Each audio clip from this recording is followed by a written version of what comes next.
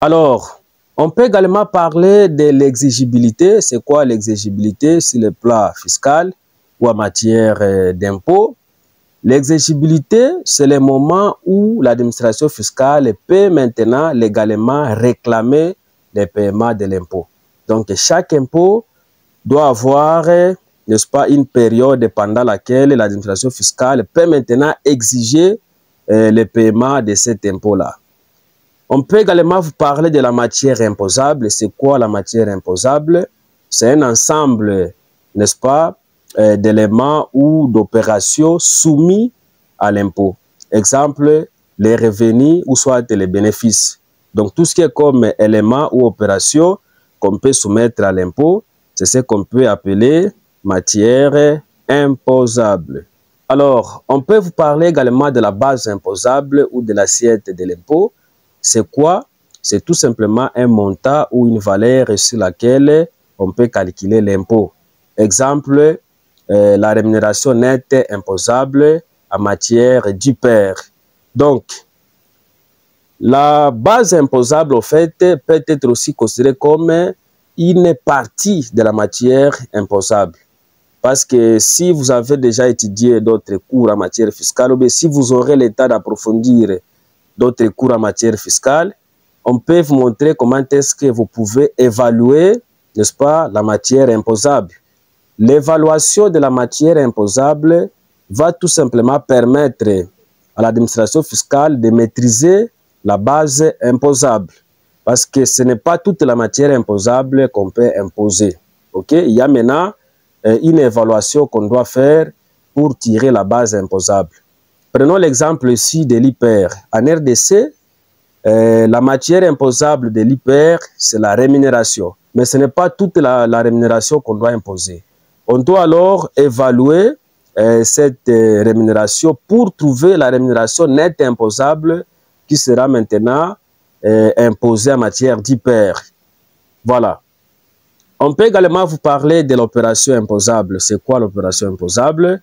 C'est tout simplement une action ou événement soumis à l'impôt. Exemple, la vente des biens à ce qui concerne la TVA. Ça, c'est une opération imposable. On peut également parler de l'assujetti en matière d'impôt. C'est qui est un assujetti? Un assujetti, c'est toute personne soumise à des obligations fiscales liées à une activité imposable sans forcément être redevable de l'impôt. Donc, on peut avoir un assujetti qui peut être soit imposable ou non imposable. Quelqu'un peut avoir réalisé une activité soumise à l'impôt, mais sans pour autant payer l'impôt en question. C'est un assujetti, ok, c'est un assujetti. Mais il y a aussi des assujettis qui sont imposables. Donc, par exemple, les exonérés. Un exonéré, vu qu'il réalise les activités qui sont censées être imposées, voilà, dans ce cas, il est assujetti même s'il ne paie pas l'impôt comme il se doit. On peut également parler des exonérations. Alors, c'est quoi une exonération? C'est tout simplement une dispense totale ou partielle de l'impôt accordée sous certaines conditions pour certaines personnes ou opérations. Et d'une manière générale, l'exonération, c'est une dispense. Okay? Cette dispense n'exclut pas certaines obligations fiscales. On peut être exonéré, mais vous serez en train de remplir d'autres obligations fiscales, par exemple les obligations déclaratives. Vous n'êtes pas censé payer, n'est-ce pas? Mais vous serez en train de compléter vos déclarations. Donc l'exonération, c'est une dispense totale ou partielle de l'impôt. Et cette dispense ici est beaucoup plus relative au paiement et non à d'autres obligations sur le plan fiscal. Nous avons les cas d'exemption. C'est quoi une exemption? Et une exemption, elle se réfère tout simplement à la non-assujettissement à l'impôt de certaines personnes ou bien dès le départ en raison de leur nature ou statut particulier. Donc, quelqu'un qui est exempté, dès le départ, on sait déjà, c'est quelqu'un qui ne doit pas payer l'impôt. Et souvent, les gens qui sont exemptés, ils ne sont pas soumis soit aux obligations déclaratives, voire même aux obligations de paiement. Ils sont exemptés. Dès le départ, on sait que ces gens, vu leur statut, ou soit vu leur situation, ces gens ne sont pas assujettis au paiement, voire même à d'autres obligations sur le plan fiscal. On peut parler concernant la territorialité. C'est quoi la territorialité sur le plan fiscal? C'est tout simplement les principes qui déterminent les lieux où l'impôt doit être appliqué. Parce que chaque impôt doit avoir ce qu'on appelle les champs d'application territoriale.